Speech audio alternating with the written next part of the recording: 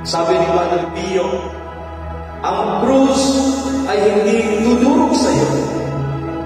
Kung ang bigat nito'y nagpapayukok sa iyo, ang biyaya nito'y mag-aangat din sa iyo.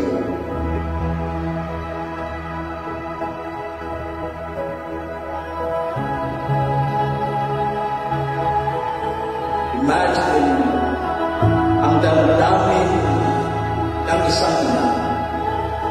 Pinapanood ang paghihirap at kamatayan ng kanyang anak. Subalit, sa likod ng kapangitikang ito, may liwanag ng pag-asa.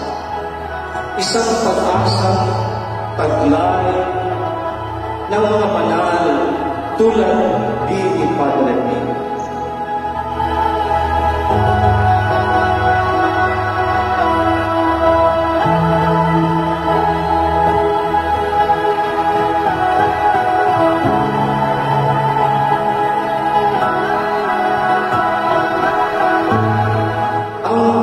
Ay hindi ang katapusan.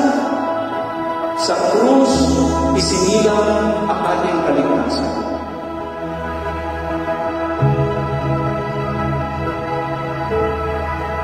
Kaya, mga kapatid, anuman ang pinagdaraanan ngayon, kalungkutan, karamdaman, pagod o takot, huwag kang umalis sa mana ng krus. Kasama natin si Maria, kasama natin si Jesus.